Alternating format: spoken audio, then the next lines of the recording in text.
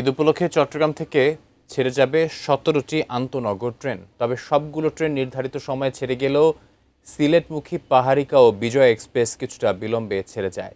Chittagong rail স্টেশনে আছেন প্রতিনিধি মনিরুল ইসলাম পারভেজ। বিস্তারিত জানতে সরাসরি যুক্ত হচ্ছি তার সঙ্গে। পারভেজ, চট্টগ্রামে রেলযাত্রার খবর জানাবেন। কি দেখছেন সেখানকার সার্বিক চিত্র এবং ঠিক সময় রেল ছাড়ছে কিনা, কি বলছেন যাত্রীরা?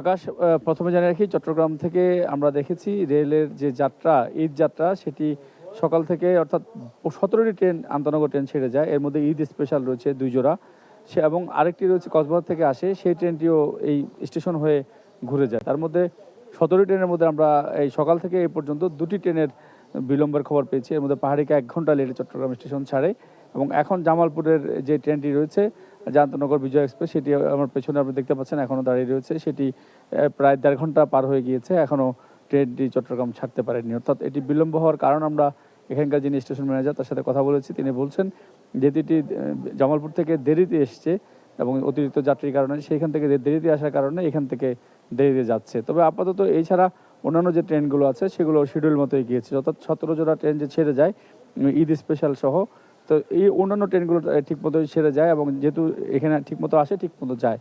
আর এই দুটো ট্রেন একটু বিলম্ব হয়েছে, এগুলো আসতে দেরি করছে, তার কারণে আসলে এই বিলম্বটি হচ্ছে। আর একটি জিনিস জানিয়ে রাখি, এই রেল স্টেশনে এসে কোনো রকম কোনো কালোবাজারি বা মানুষের যে হয়রানি সে ধরনের কোনো কিছু কিন্তু আমরা দেখতে পাইনি। এবার যে ঈদযাত্রা, মানুষ স্বাচ্ছন্দ্যে যেতে পারছে বাড়ি, এটি হচ্ছে যে বড় একটি সুখবর। আর চট্টগ্রাম থেকে প্রতি বছর প্রায় লক্ষাধিক মানুষ চট্টগ্রাম ছাড়ে। এই ছাড়ার কারণে চট্টগ্রামের যে চিত্র, ভিতর আসলে নগরে একদম ফাঁকা হয়ে পড়ছে, সে ধরনের একটি অবস্থা কিন্তু রয়েছে এবং মানুষ কিন্তু চট্টগ্রাম ছাড়ছে, অর্থাৎ নারীর টানে যে বাড়ি যাওয়া সেটি কিন্তু অব্যাহত রয়েছে। তো আপাতত চট্টগ্রাম রেল স্টেশন থেকে আমার কাছে ঈদযাত্রা নিয়ে এতটুকুই রয়েছে।